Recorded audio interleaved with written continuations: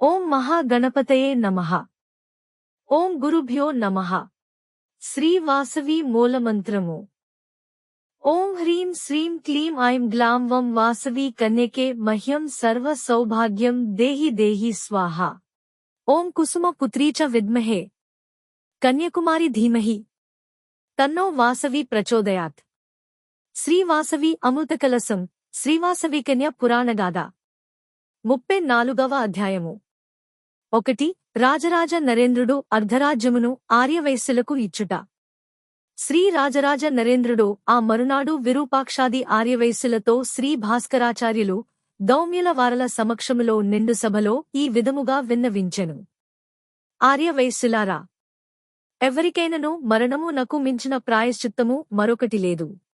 మా తండ్రి మీ కొనర్చిన దురాగతముల పరిహారార్థము ఈనాడు నేను శ్రీ నగరేశ్వర స్వామి పంచభూతముల మా ప్రపితామహులు అర్జునుని, మా మాతాపితృల మరియు భగవతి శ్రీవాసవి కన్యకా పరమేశ్వరి సాక్షిగా నా అర్ధరాజ్యమును మీకిదే దారాదత్తము చేయుచున్నాను.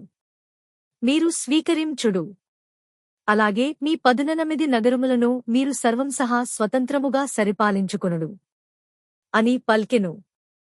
అంత విరూపాక్షుడు మహారాజా, మీ నిరుపమాన సంస్కారమునకు మా వినయపూర్వక ధన్యవాదములు. ప్రేమాభిమానములు సహజసిద్ధముగా ఉండవలెనుగాని భోగభాగ్యముల ద్వారా పొందగలమా? మాకు మీ రాజ్యమెందులకు? అతేగాక మాకు రాజ్యవిస్తరణాశ లేదు. గావున మీ రాజ్యము వలదనెను. అయ్యా విరూపాక్ష, మేము నిర్ణయించిన మాటను తప్పుట మా చంద్రవంశమునందు లేదు. మేము నిర్ణయించితిమి, మీరు స్వీకరించి మాకు మనశ్శాంతిని కల్గింపుడనెను. అప్పుడు దౌమ్యుల వారు, నాయనలారా, ప్రేమపూర్వకముగా ఇచ్చిన దానిని తిరస్కరించుట ధర్మము కాదనుచు విరూపాక్షునికి నచ్చజెప్పి ఒప్పించెను. అప్పుడు విరూపాక్షుడు, అయ్యలారా, మీ మాటల మాకు అవశ్యము శిరోధార్యములు చక్రవర్తులిచ్చిన అర్ధరాజ్యమును శ్రీవాసవి కన్యకాంబ పేరిట పట్టాభిషేకము చేసి నేను కేవలము వారి ప్రతినిధిగా సేవలందింతుననెను. అందులకు అందరూ ఇది కడు సమంజసమని అంగీకరించిరి. రాజరాజ నరేంద్రుడు ఆర్యవైశ్యులు ప్రేమాభిమానములతో వీడ్కోలు పల్కుచుండ దౌమ్యులు మరియు తన సిరివారమును గూడి రాజమహేంద్రవరము నకు ప్రయాణమాయెను. 2. శ్రీవాసవి మంత్రమును దౌమ్యులవారు రాజరాజ నరేంద్రునికి ఉపదేశించుట. రాజమహేంద్రవరము చేరిన వెంటనే దౌమ్యులు వారు రాజరాజ నరేంద్రునికి అనేక రాజధర్మములను బోధించెను. విరూపాక్షాది ఆర్యవైశ్యులు త్వరలో కాశీని సందర్శించి వచ్చిన పిమ్మట సంవత్సరాంతములో శ్రీవాసవి కన్యకా పరమేశ్వరీ దేవి ఉత్సవములు పెనుగొండ నగరము నందు 7 రాత్రులు కన్నుల పండువుగా జరుగుననియు, అంతేగాక ఆ సమయమున శ్రీవాసవాంబ ఆర్యవైశ్యులకు దర్శనమిచ్చునని చక్రవర్తికి దెల్పెను. కావున నాయనా, నీవు ఆ 7 రోజులను పెనుగొండను జేరి అచ్చటనే గడుపుము. నీవు తరించగలవని శ్రీవాసవి మహామూల మంత్రమును అతనికి రహస్యముగా ఇట్లు బోధించెను. ఓం హ్రీం శ్రీం క్లీం ఐం గ్రౌం వం కన్యకే మహ్యం సర్వ సౌభాగ్యం దేహి దేహి స్వాహ. ఈ మంత్రమును నీవు శ్రద్ధానుష్ఠాన జపముల ద్వారా నిత్యము ఆచరించి ఆ వాసవి భగవతిని ప్రసన్నము చేసుకునుము. ఆది పరాశక్తి తాను ధరించిన అవతారములలో కెల్ల శ్రీవాసవి కన్యకా పరమేశ్వరి అవతారము అత్యంత సుందరము, సౌమ్యమైనది, పరమ పావనమైనది. కావున నీవు 1 సంవత్సర కాలము దీక్షవహించి మితాహారుడవై జితేంద్రియుడవై ఆ పరమేశ్వరిని అర్చించిన అనేక శుభములు పొందగలవు. నీకు సర్వదా శతధామంగళములు సిద్ధించుగాక అని దీవించి దౌమ్యులు వారు తన ఆశ్రమమునకు వెడలెను. 3. విరూపాక్షుడు బాలనగరులతో కాశీ, గయాగా ప్రయాణము. విరూపాక్షుడు మరియు బాలనగరులు శ్రీ భాస్కరాచార్యులతో గూడి తదుపరి తమ మాతా పితృకార్యములను నిర్వహింపదలచి కాశీనగరమునకు బయలుదేరిరి. ముందుగా గంగా, యమున, సరస్వతి త్రివేణి సంగమము నందు తమ తమ మాతా పితృలకు హస్తికా నిమజ్జనము గావించి శీతల శ్రాద్ధములను నిర్వహించిరి. తదుపరి ప్రయాణించి మహాశివరాత్రికి కాశీనగరమును చేరుకునిరి. వారందరూ శివరాత్రి ఉపవాస దీక్షలతో శివ పంచాక్షరీ మంత్ర జపములతో విశ్వనాథుని అర్చించిరి.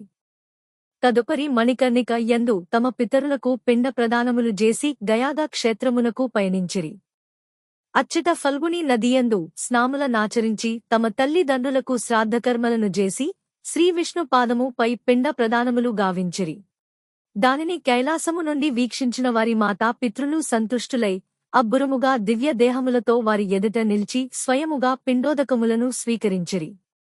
అప్పుడు వారు విరూపాక్ష, బాలనగరుల కిట్లు బోధలు చేసిరి.